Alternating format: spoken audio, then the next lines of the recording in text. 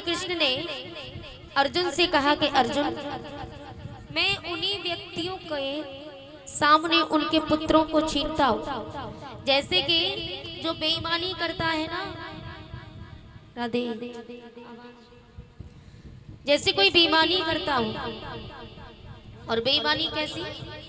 जैसे मान लीजिए कि परीक्षित महाराज, हमने आपको 10,000 रुपए दिए संभालने के लिए, भाई हमारे घर में रखने की जगह नहीं है, तो हम परीक्षित महाराज को अच्छा समझ करके पैसे दे दे रखने के लिए कि भैया परीक्षित महाराज बहुत अच्छे, बहुत अच्छी आदत है और हमें आप पर पूरा विश्वास है, आत्मविश्वास है, और हम आपको पैसे दे दे, हमारे पैसे संभाल के रख लो, जब हमें जरूरत पड़ेगी तब हम आपसे ले लेंगे, आप हमारे पैसे वापस कर देना। आप कहो कि ठीक है। होते होते 1 साल हो जाए, 2 साल हो जाए, और जब हम पर कोई जरूरी काम आया, कोई इमरजेंसी आई और हम कह रहे भैया हमने परीक्षित महाराज को 10,000 रुपए दिए, चलो वो पैसे लेते हैं जाके। हम जा करके कहे महाराज हमने आपको 10,000 रुपए दिए थे, वो पैसे हमारे आप वापस कर दो। परीक्षित महाराज बेईमानी कर जाए, वो कहे तुमने हमें कब दिए, कौन सी तारीख को दिए और क्या सबूत है तुम्हारे पास, आप हमारे पैसों की बेईमानी कर गए। समझना ध्यान से, कहने का भाव यह है कि जैसे कि हमने आपको पैसे संभालने को दिए और हमने कहा जब हमारा बुरा समय आए, मुसीबत हम पर आए, तब हमारे पैसे आप दे देना, तो आप उसी समय हमें धोखा दे दो, बेईमानी कर जाओ। तो भगवान श्री कृष्ण कहते हैं ऐसे ही व्यक्तियों के पुत्र में छीन लेता हूँ, क्योंकि मैं जवानी में उसको संतान देता हूँ, संभालने के लिए भगवान भी देता है, फिर संतान। हमने पैसा दिया, तुमने पैसों की बेईमानी की, तो भगवान पैसों की जगह संतान देता है एक पिता को।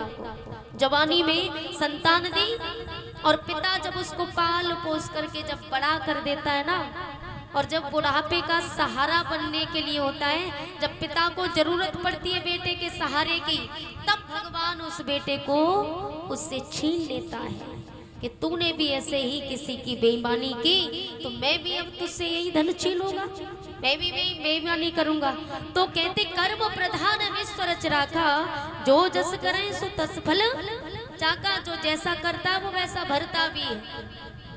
और अर्जुन ने एक सवाल और पूछा कि कारण कहा बने वो वैश्या, वो स्त्रियां कौन सा कर्म करती हैं जो अगले जन्म में वैश्या बनती है। भगवान श्री कृष्ण कहते हैं अर्जुन, जो स्त्रियां जिसके पति होते हैं और पति के होते हुए स्त्रियां अपने पति को धोखा दे, पर पुरुष से जो संबंध रखती हो, पराये पुरुष से संबंध रखने वाली स्त्रियों को मैं अगले जन्म में वैश्या बना देता हूं, क्योंकि भगवान ने पति हमें दिया।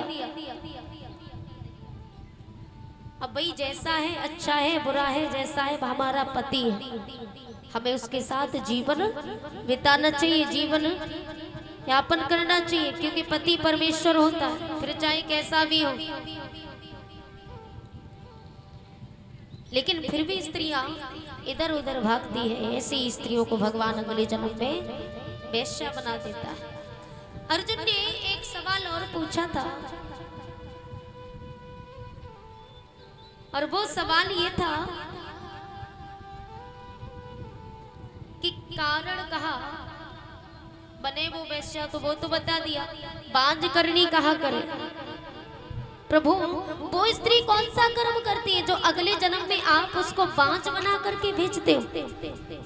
तो भगवान श्री कृष्ण कहते हैं अर्जुन, जो स्त्रियां अगले जन्म में, मान लीजिए भगवान ने आपको फल दिया, भगवान 5 बार फल देता है, स्त्रियों का गर्भ धारण होता है, और कुछ स्त्रियां होती है गर्भ में ही हत्या कर देती है अपनी संतानी, अरे भैया हम अभी नहीं, फिर करेंगे, स्त्रियां कहती हैं। और कुछ स्त्रियां गर्भ में ही हत्या कर देती हैं, एक बार फल दिया, 2 बार, 3 बार, हत्या पे हत्या करती गई, 5 बार भगवान फल देते। और 5ओं बार यदि गर्भ गिरा दिया, गर्भ में हत्या कर दी, ऐसे ही इंसान को, ऐसी स्त्रियों को भगवान अगले जन्म में बाज बनाता है। क्योंकि कर्मों से कोई बचता नहीं है प्यारे। तो मैंने कहा कि पैसा चाहे कैसा भी कमाओ, बस चोरी मत करो, मेहनत का कमाओ। मेहनत में फिर चाहे कुछ भी हो, चोरी तो नहीं कर रहे, मेहनत कर रहे, मजदूरी करके कमा रहे। एक बार एक मैकेनिक था,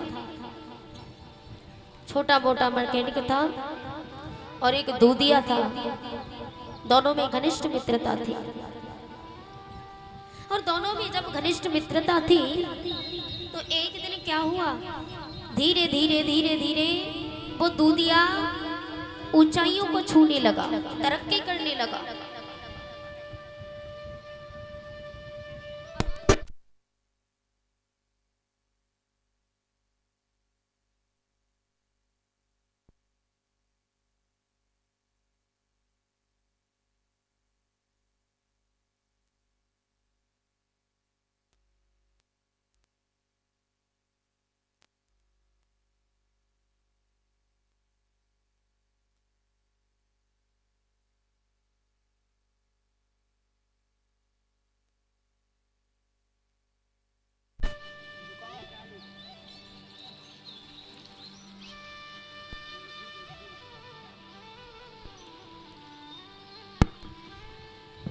श्री राम बोली गोविंद भगवान की।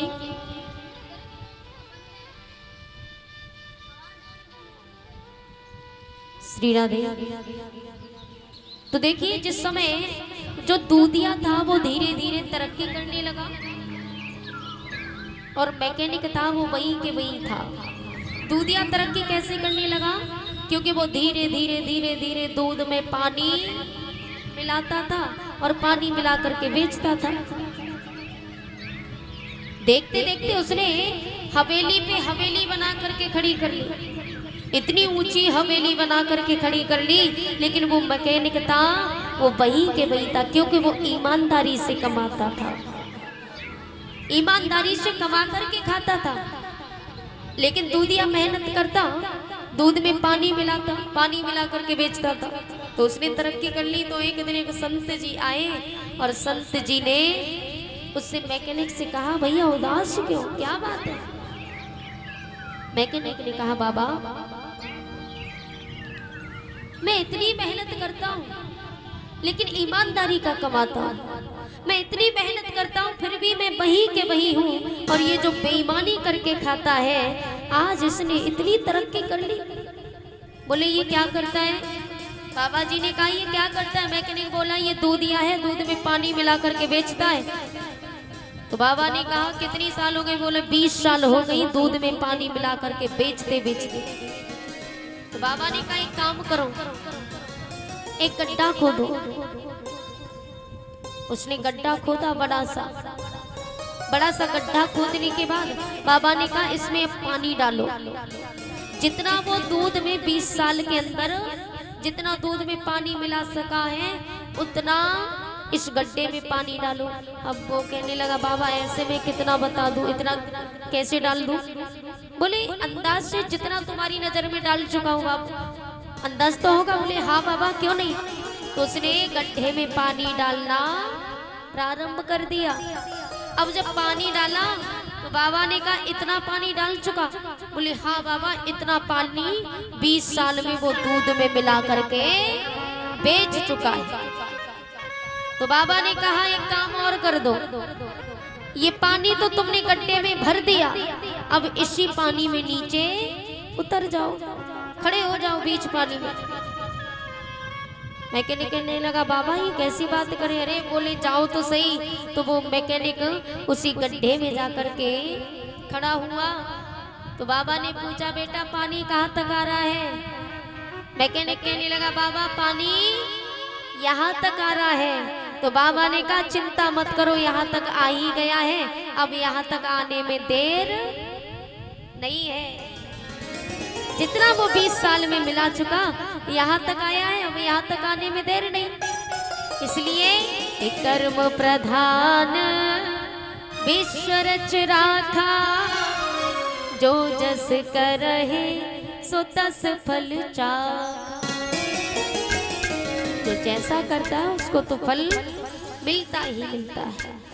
माता कुंती ने भगवान से कहा, प्रभु आप मुझे केवल तुक डाल दो मेरी झोली में। भगवान कहने लगे ठीक है। भगवान वहां से चल दिए। तो जिस समय युधिष्ठिर, बड़े भैया युधिष्ठिर थे, उनकी आंखों में आंसू भरे हुए थे। भगवान श्री कृष्ण कहने लगे, बड़े भैया आप अभी भी उदास हो, क्या बात है? युधिष्ठिर ने कहा, प्रभु ये जो युद्ध हुआ ये अच्छा नहीं हुआ। युद्ध में हमारे अपने मारे गए, हमारे अपने हाथों से। भगवान श्री कृष्ण कहने लगे, बड़े भैया तुम चिंता न करो, इसमें दुखी होने की कोई बात नहीं। जो होता है अच्छे के लिए होता है, जो हुआ वो अच्छा ही हुआ। ये बात तो सही है भैया, जो होता है वो अच्छे के लिए होता है। आपके साथ हमारी माताओं की सबसे बड़ी गलती, कमी कौन सी है? अगर इनके साथ थोड़ा सा भी गलत हो जाए, थोड़ा सा भी, अगर घर में गाय का बछड़ा भी मर जाए ना, तो कहेंगे भगवान तूने बहुत बुरा किया। और जो अच्छा होगा वो कहेंगे ये मैंने किया है। यानी अच्छा हो वो मैंने किया है, और बुरा हो तो भगवान ने किया है। तो प्यारे याद रखना, भगवान कभी किसी के साथ बुरा नहीं करते। ये कहो कि जो होता है वो अच्छा होता है, अच्छे के लिए होता है। जो अगर किसी से झगड़ा भी हुआ वो भी ठीक ही हुआ, और झगड़ा नहीं हुआ तो वो भी ठीक हुआ। जो चल रहा है, जो हो रहा है वो भी अच्छा हो रहा है, जो आगे होगा वो भी अच्छा होगा, जो पीछे हो चुका वो भी अच्छा हुआ। एक बार की बात है, एक राजा था। एक राजा का अंगूठा कट गया। अंगूठा कटा तो वो दौड़ा दौड़ा अपने मंत्री के पास गया और मंत्री से कहा, अरे भैया मंत्री मेरा तो अंगूठा कट गया। मंत्री ने कहा, महाराज ये तो अच्छा हुआ, आपका अंगूठा कट गया, कोई बात नहीं, चिंता मत करो, जो होता है अच्छे के लिए होता है। राजा को क्रोध आ गया, बोले मेरा अंगूठा कट गया, तू कह रहा है अच्छा हुआ। राजा ने मंत्री को पीटा और जेल में डाल दिया। दूसरे दिन राजा सेना को लेकर के वन में शिकार खेलने के लिए गए। और जब वन में शिकार खेलने के लिए गए तो वन में राजा को आदिवासियों ने घेर लिया और एक एक करके बलि चढ़ाने लगे। आदिवासी सभी की बलि चढ़ा दी। अंत में राजा का नंबर आया तो देखा कि राजा का अंगूठा कटा हुआ है। आदिवासियों ने कहा ठहरो, बोले हम इसकी बलि नहीं चढ़ा सकते। बोले क्यों? अरे भाई इसका अंगूठा कटा है, इसका शरीर खंडित है, इसलिए हम इसकी बलि नहीं चढ़ाएंगे। राजा एकदम से बड़ा प्रसन्न हुआ, बोले जान बची तो लाखों पाए और लौट के बुद्धू घर को आए। राजा दौड़ा दौड़ा गया और जाकर के जो जेल में मंत्री को बंद कर रखा, मंत्री के पैरों में जाकर के गया, अरे मंत्री तू भगवान है, तू सही है, बहुत सही है। अरे मंत्री ने कहा महाराज क्या हुआ? बोले तूने जो कहा मेरा अंगूठा कट गया, अच्छा अच्छे के लिए हुआ, जो होता है अच्छा होता है, वास्तविक अच्छा ही होता है। अब मेरा अंगूठा कट गया, मैं वन में शिकार खेलने के लिए गया, सबकी बलि चढ़ा दी, मेरी जान बच गई क्योंकि मेरा शरीर खंडित हो गया, अंगूठा कट गया। तो अब ये तो समझ में आता है कि मेरा अंगूठा कट गया, मेरे साथ अच्छा हुआ, ये समझ में आता है। लेकिन मैंने तुझे पीटा और जेल में बंद कर दिया, तेरे साथ क्या अच्छा हुआ? मंत्री कहने लगा महाराज मेरे साथ ये अच्छा हुआ, आप यदि मुझे मारते नहीं, पीटते नहीं, जेल में बंद नहीं करते तो मैं भी आपके साथ शिकार खेलने जाता और मेरी भी बलि चढ़ा दी जाती। राम नाम सत्य। बोल गोविंद भगवान की। तो कहते प्यारे जो होता है वो अच्छा ही होता है, आगे होगा वो भी अच्छा होगा, आप चिंता मत किया करो। भगवान कभी किसी के साथ बुरा नहीं करते, सबके साथ भगवान अच्छा। अरे भगवान हमारा आपका दुश्मन थोड़ी है, तो भगवान हमारे साथ बुरा करेगा और उसके साथ अच्छा करेगा। भगवान किसी का दुश्मन नहीं, भगवान तो सबका है। भगवान श्री कृष्ण समझाते युधिष्ठिर को, बड़े भैया जो हुआ अच्छा हुआ, आप क्यों चिंता करते हो? बोले नहीं। तो भगवान श्री कृष्ण भीष्म पितामह के पास में युधिष्ठिर को ले जाते हैं। भीष्म पितामह बाणों की सैया पर लेटे हुए थे, सारे शरीर में बाण घुसे हुए, रक्त की धार बह रही है। सभी कौरव पांडव इकट्ठे हो गए कि आज भीष्म पितामह बाणों की सैया पर लेटे। भीष्म पितामह को बाणों की सैया पर दे, और भीष्म पितामह ने भगवान श्री कृष्ण को आता देखा तो भगवान श्री कृष्ण को प्रणाम किया और भीष्म पितामह कहने लगे, प्रभु मैंने आपके दर्शन किए, मेरा जीवन धन्य हो गया, लेकिन मैं आपसे कुछ मांगना चाहता हूँ, आप मुझे वरदान दीजिए। भगवान श्री कृष्ण कहने लगे, मांगो, क्या मांगना चाहते हो? बोले ऐसे नहीं मांगेंगे, यदि आप देना चाहते हो तो मुझे सिर्फ इतना दीजिए, सदैव देव भवानी प्रतीक्षिता कलेव रम्या वरदम धिनोदा। बोले प्रभु मेरी इच्छा यही है, यदि आप मुझे वरदान देना चाहते हो तो जब तक मेरे प्राण न निकले, जब तक मैं मरूं नहीं, तब तक आप मेरे सामने यूं ही खड़े रहिए। अब भगवान श्री कृष्ण कहने लगे, अब फंस गए। भगवान ने वरदान तो दे दिया लेकिन मुंह लटका के खड़े हो गए। भीष्म पितामह ने कहा, प्रभु मुंह क्यों लटकाए हो?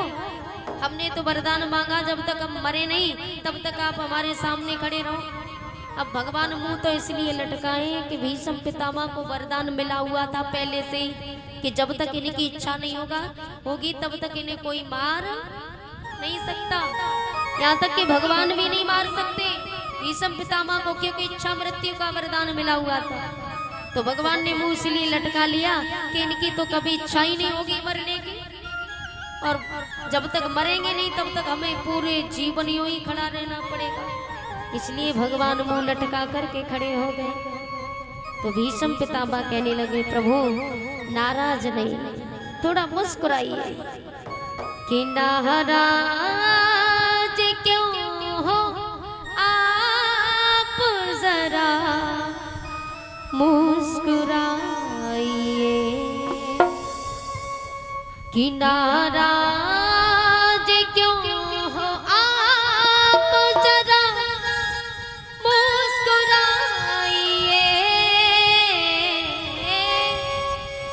नाराज क्यों हो आप, जरा मुस्कुराइए,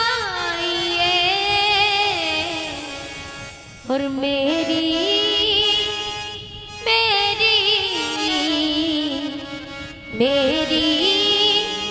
नजर से आप नजर तो मिलाइए। आज भीष्म पितामह ने जैसी ये बात कही तो उसी समय भगवान के चेहरे पे मुस्कान आ जाती है, भगवान हंसने लगे, और जैसे ही भगवान की मुस्कान देखी तो भीष्म पितामह अत्यंत प्रसन्न हुए कि लखी जिन श्याम की मुस्कान, लखी जिन श्याम की मुस्कान,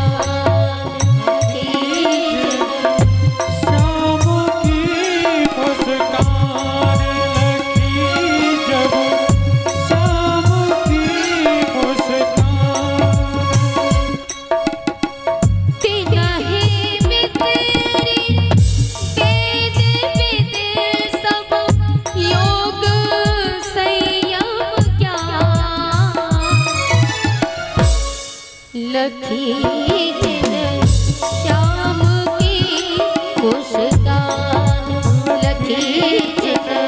श्याम की मुस्कान।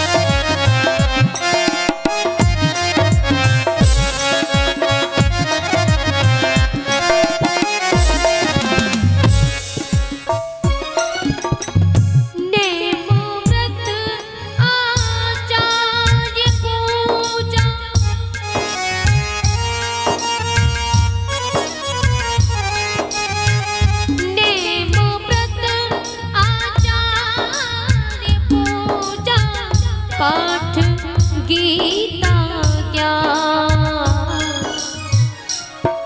लगी जिन श्याम की मुस्कान। लगी जिन श्याम की मुस्कान। लगी जिन श्याम की मुस्कान। लगी जिन श्याम की मुस्कान। आज भीष्म पितामह ने जैसे ही भगवान के मुस्कुराते हुए चेहरे को देखा बड़े प्रसन्न हुए और एक सवाल पूछा, प्रभु एक जवाब दो, मेरे मन में एक सवाल खटक रहा है, एक बात बताओ, मैंने ऐसा कौन सा कर्म किया जो मुझे ये बाणों की सैया मिली है, बाणों की सैया पर मेरी मृत्यु होगी? ऐसा कौन सा कर्म किया मैंने? तो भगवान श्री कृष्ण कहने लगे, पितामह कर्मों से कोई नहीं बच पाया। याद करो, पिछले जन्म में तुम एक राजा थे, एक वन में आग लग गई थी, तो आग में सभी जीव जंतु जब मरने लगे तो तुम एक घोड़े पर सवार थे, तो एक सर्प जो था, सर्प को जब तुमने देखा तो वो सर्प तुमने उठा करके कांटों में फेंक दिया, कांटों में डाल दिया। 6 दिन तक वो सर्प तड़पता रहा। तब उस सर्प ने श्राप दिया कि राजन, जिस प्रकार मेरी मृत्यु इन कांटों पर हो रही है, उसी प्रकार तुम्हारी भी मृत्यु कांटों पर ही होगी, बाणों की सैया पर होगी। ये श्राप दे दिया था। तो कर्मों से कोई बच नहीं पाया और इधर ऊपर से श्राप लगा हुआ था। तो भगवान श्री कृष्ण ने बताया, तो भीष्म पितामह ने कहा, प्रभु